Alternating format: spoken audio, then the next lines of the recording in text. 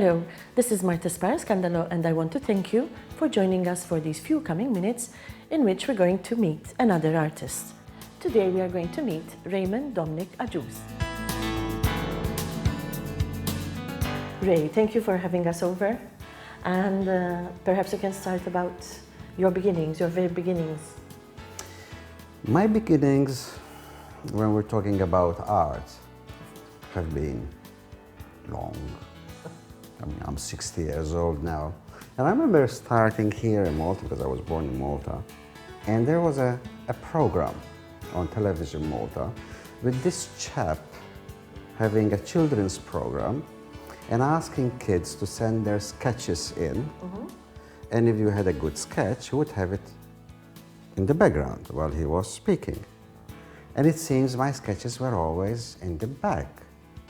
And that sort of encouraged me a little bit, because coming from a small place like Zaytun, both your mother and your father were totally scared that you might end up as a penniless artist.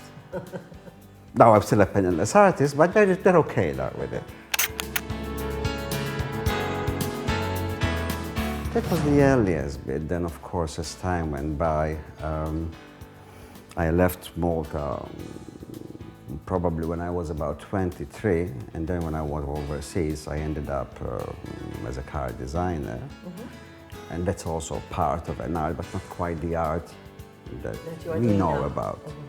So mainly at that time, I used to study and just do it as a hobby. Exhibitions you have taken part in, recent or the most happy you were with the experience?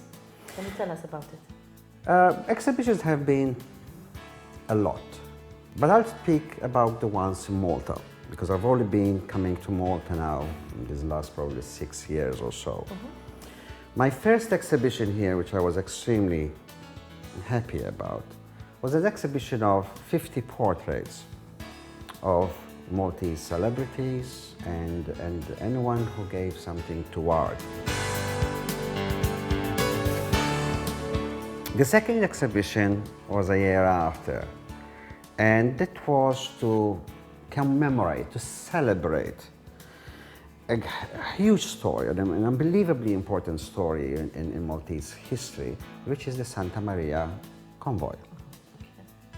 I joined forces with Weird Artna, and we created 27 paintings of each and every ship that was involved in the convoy, or at least all the merchant ships that were involved in the convoy. The last exhibition, I joined forces with Flimkien all'Ambient Aħjar, Estrid Vella, and we created the 450th anniversary of the Siege of Malta. Now, in saying that, what my partner and I do is we also create books on the exhibitions. Okay. So we have 2 books here of the last 2 exhibitions. I can see that you're very into portraits, and that's a lovely thing. What I love about portraits is not the portrait themselves, but the personality behind that portrait. And when somebody tells me that I have captured some nuance in a person, that makes me happy, because how can I paint you when I have only known you? Maybe you sit for me for 6 hours, but yet your husband have known you for, who knows, 30, 40 years. How can I capture that in his eyes? So it's very, very difficult. Portraits are probably the most difficult things that you could do. So sometimes it's a hit and miss situation, and they're certainly not easy. What would be a little piece of advice for people who are starting off just now in art? Well, I am asked that wherever I go in different countries. And every country has a different problem, a different situation. And attitudes towards art as well. Well, quite. So now that I am in Malta, I can say a few things. First of all, don't believe everything you hear. Secondly, don't believe that just because somebody has been painting for the last 40 years, they actually know what they're doing. No, seriously, we have a big problem here in Malta where we might have Some extremely good painters, 30, 40 years ago, but once they start teaching, they stopped learning. And paints have changed, brushes have changed, techniques have changed.